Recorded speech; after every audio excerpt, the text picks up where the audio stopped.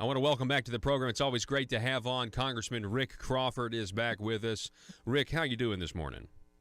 I am good. How about you? I'm doing fantastic. Really getting excited for the midterms. People got to get out and vote. In your opinion, Congressman Crawford, how important are these midterm elections?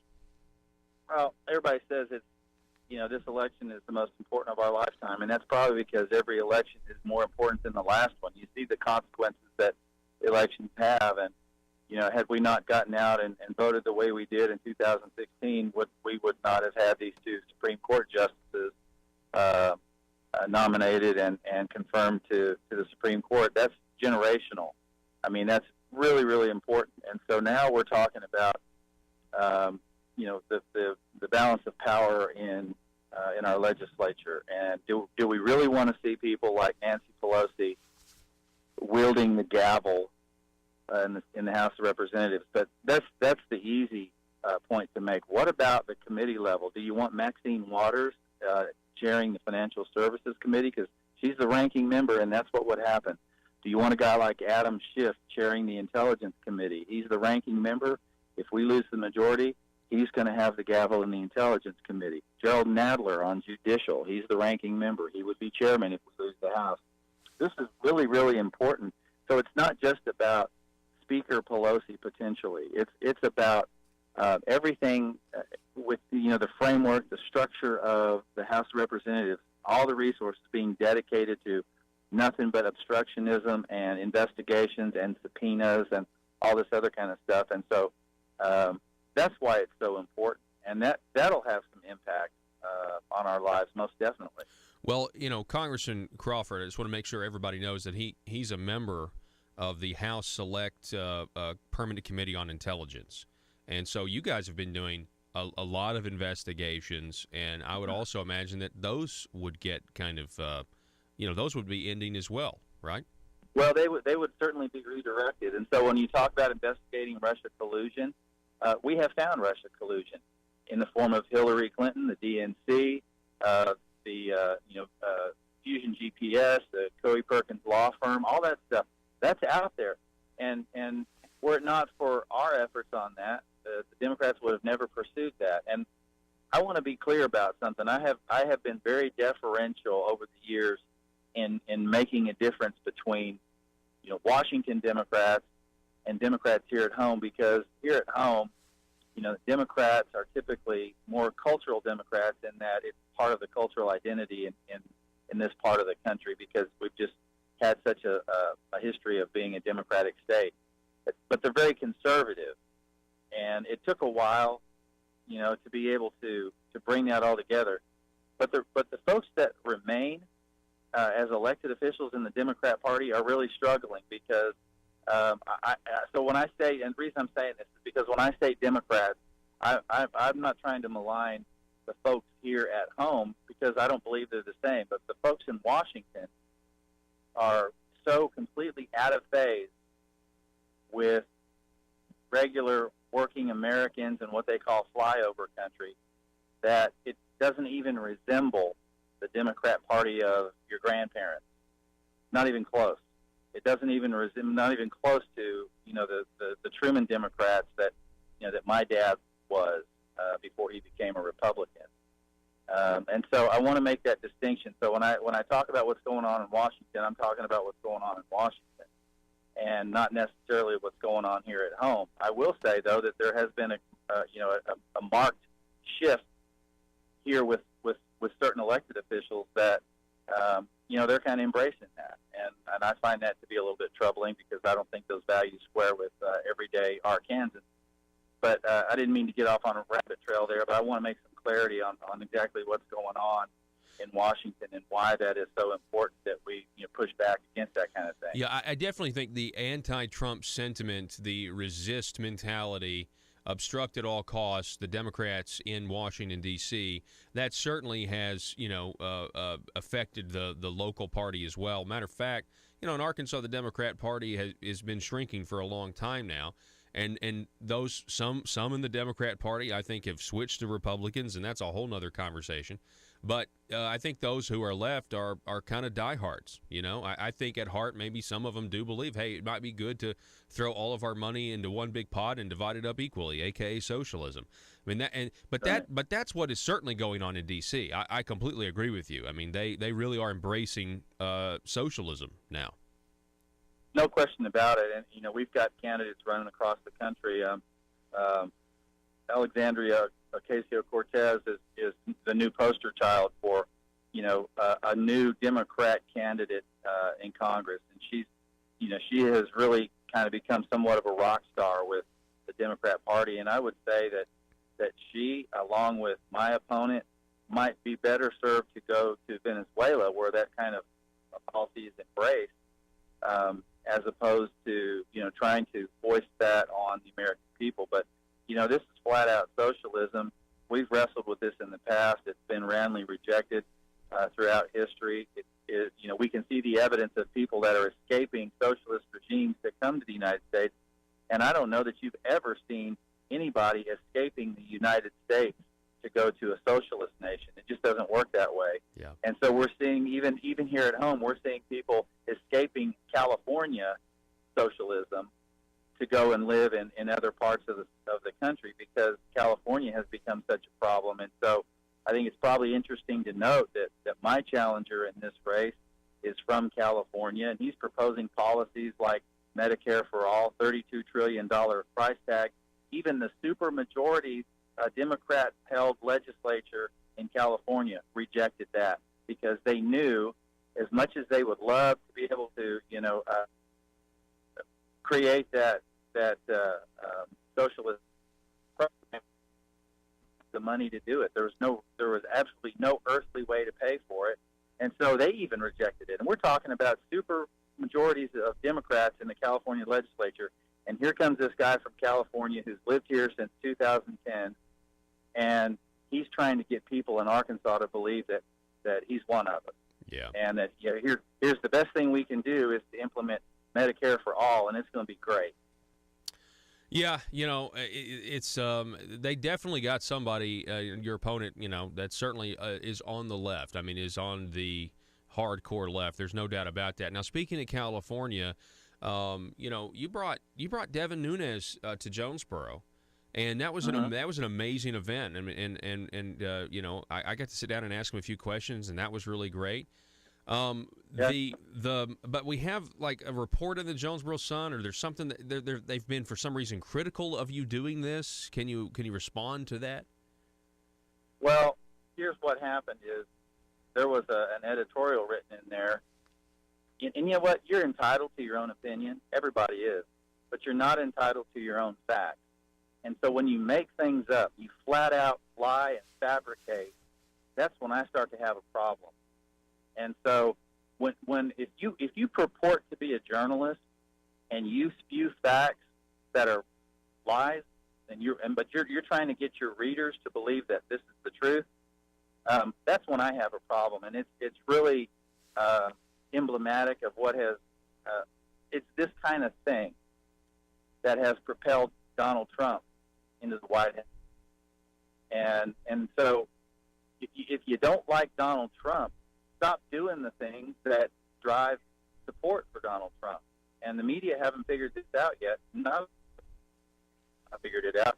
They're making it worse. But now, unfortunately, we have some media outlets at home that are doing the same thing. And they're just reporting blatant lies and trying to get people to believe that. And so what was reported was that we had a closed $750 a plate dinner.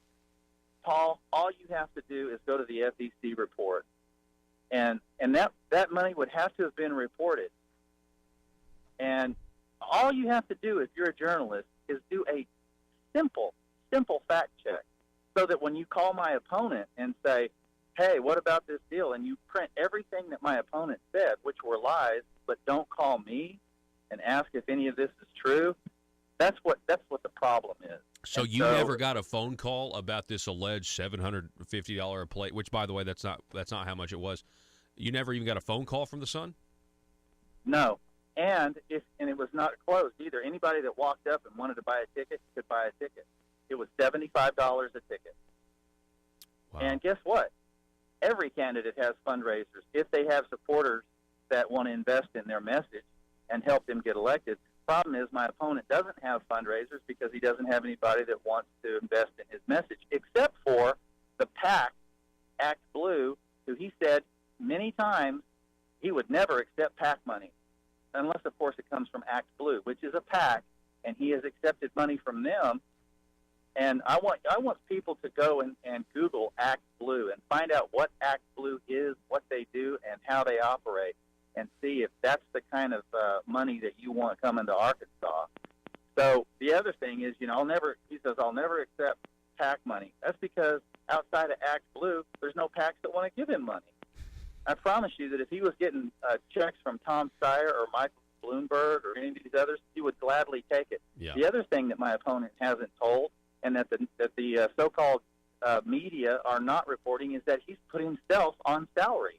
This is a candidate that's being paid by contributors' dollars. Wow. I've never seen anything like that. Well, and do you think for one hot second that if I was paying myself with campaign funds, that my donors would stand for it, number one, and number two, that the media would not report it? you're exactly right. It's time for. I've been really hands off with this challenger because the fact of the matter is, his message says it all. He's not going anywhere. You've seen a poll that had us up 35 points. So I'm like, I'll just try to be hands off on this. And at the beginning of the campaign, he actually came off as a nice guy. I mean, he seemed like a nice young man. He was extremely liberal, still is. But that's what separates us is maybe on policy. But what I've come to learn about this guy is he is a flat-out liar, and he is part of the National Democrat mechanism to infiltrate flyover country. That's what this is about. This is about the National Democrat Party, because this is happening all over the country, where you're finding these outsiders come in, and they may become part of the community in a short period of time, and then they seek office. This guy ran for city council in Helena and was defeated by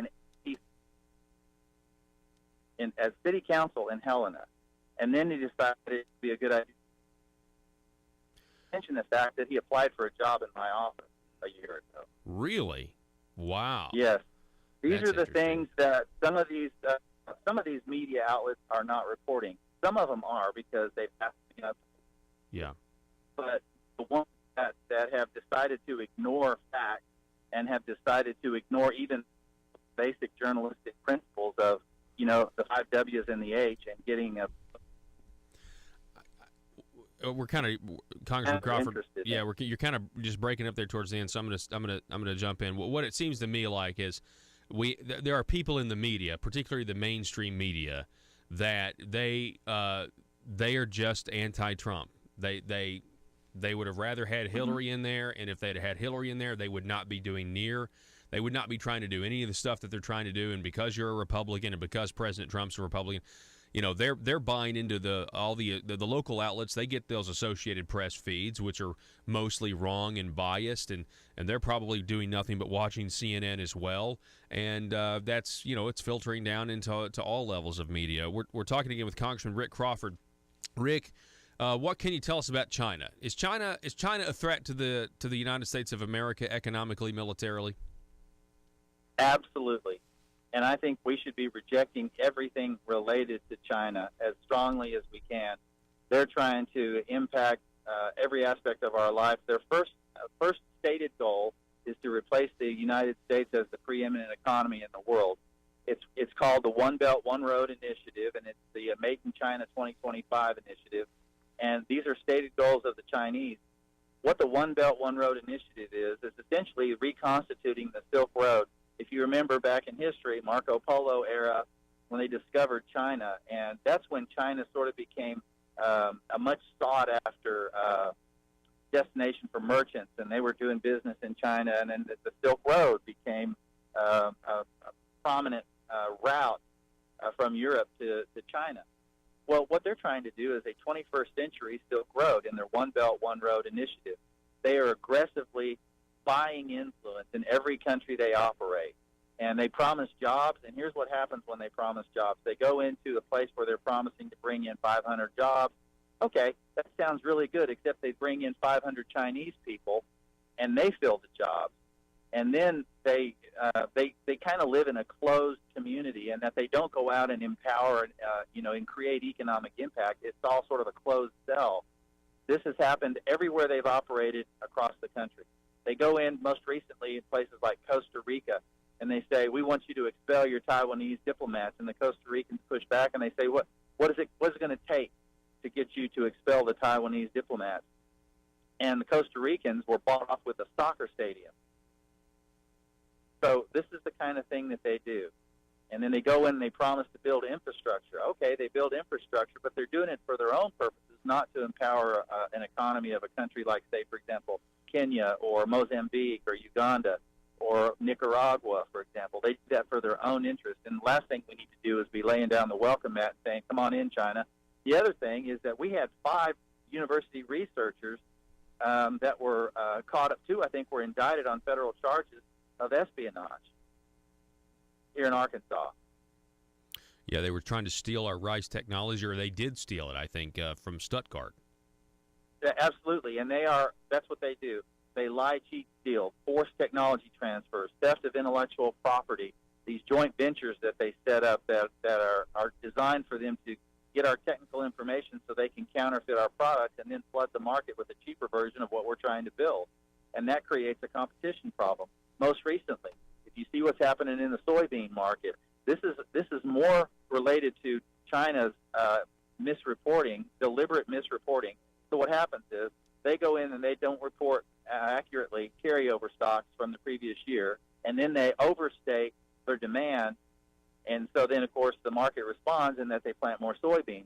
They do this deliberately to depress the price. They run the price down, they short the market, and then they've got a depressed cash market as well. They know exactly what they're doing. That has contributed to the decline in soybean prices more than anything. And then, of course, now we're dealing with the weather and the discounts associated with damaged crop due to weather. That has nothing to do with anything else other than just Mother Nature. But what's exacerbating that problem is the fact that China does not accurately report their numbers. They do it for effect. They're trying to drive down the price of soybeans because they have to have a set number. And then they overstate their demand because that alters the supply picture. That makes farmers say, well, we better plant more soybeans because China's the 60% of our export market. So then they plant more soybeans based on faulty information, and then they come back months later and go, oh, yeah, we really don't need that many, and so prices go down. That's the whole point of why the WTO exists, is to prevent this kind of behavior, and yet the WTO gives them a pass every time. They get developing nation status as opposed to a developed nation. They're investing billions of dollars globally. They're a developed nation. If you can invest the kind of money that they're investing, they don't need that kind of protection.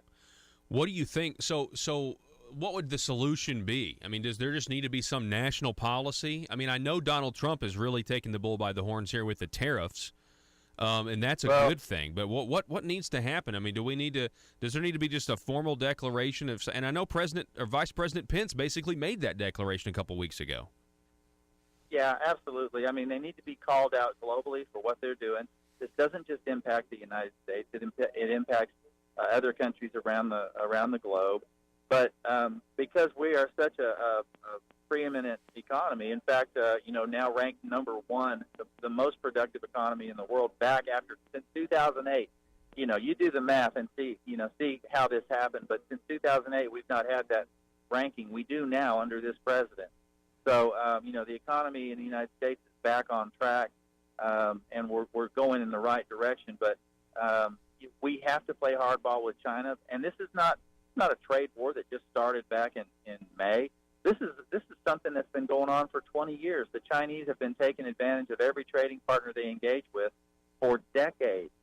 They are cheaters, liars, and thieves. I'm sorry, they just are, and we have to understand that. And if you go into any kind of engagement with China without knowing that as a baseline, you're asking for trouble. And we don't need to be bringing Chinese entities in here and expecting that it's going to yield positive results over time, because it's a big sham.